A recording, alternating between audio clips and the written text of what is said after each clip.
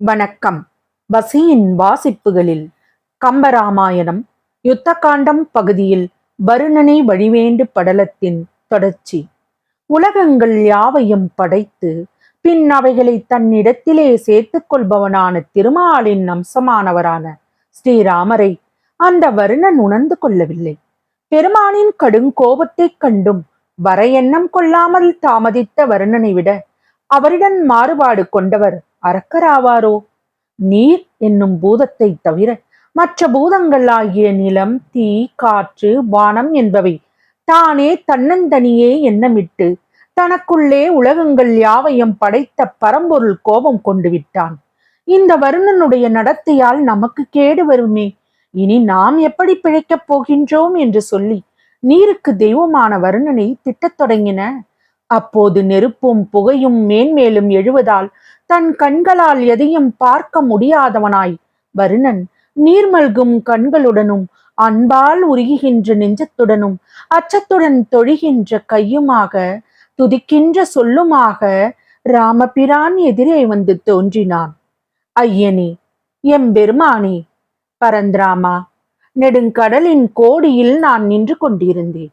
ஆதலால் நீர் என்னை நினைத்த செயலை அறியாதவனானேன் என்றான் வருணன். மீண்டும் ராமபிரானை நோக்கிய வருணன், உலகம் அனைத்துக்கும் தலைவரே, நீரே கோபிக்கலாமா? உமது திருவடிகள் அன்றி எமக்கு வேறு துணை என்ன இருக்கின்றது? இந்த உலகங்கள் யாவும் உமக்கு அருமையான பொருளோ? உம்மை எதிர்க்கின்ற வலிமை எனக்கு இருக்கின்றதோ?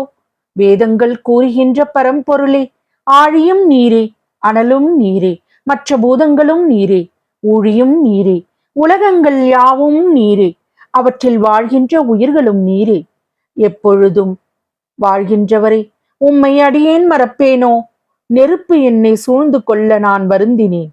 உலகங்களையெல்லாம் படைப்பவரே, பின்பு அவ்வுலகங்களையெல்லாம் நீ என்னும்படி அழிப்பவரே, இந்த உலகங்களையெல்லாம் உண்டு வயிற்றில் கொள்பவர் நீரே. உம்மால் செய்ய முடியாததொரு செயலும் இருக்கின்றதோ?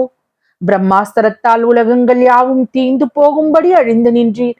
எனக்காக இவ்வாறு நீர் உலகங்களை அழிக்கும்படியான சிரமத்தை எடுத்துக்கொள்ள வேண்டுமோ? புராண புருஷரே, போற்றி போற்றி.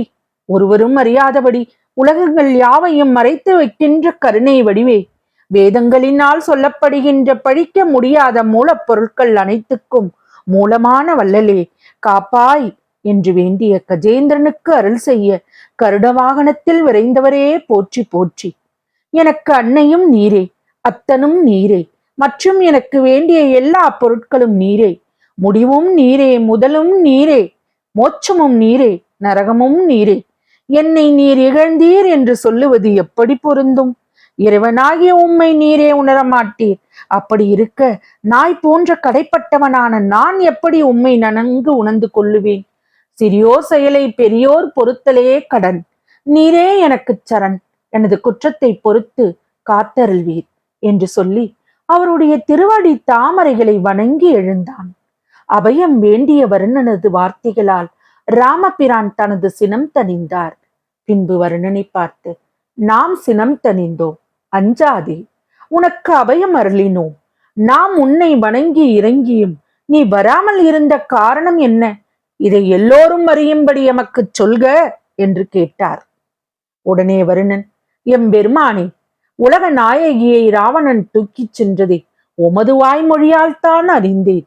இச்செய்தியை எனக்கு தேவர்கள் சொல்லவே இல்லை. நீர் எனக்கு இட்ட கட்டளையை நான் அறியவில்லை. நான் அப்போது 7வது கடலில் உள்ள மீன்கள் தமக்குள் போர் செய்ய அதனை விளக்கச் சென்றிருந்தேன் என்றேன். வருணா, இச்செய்தி இருக்கட்டும்.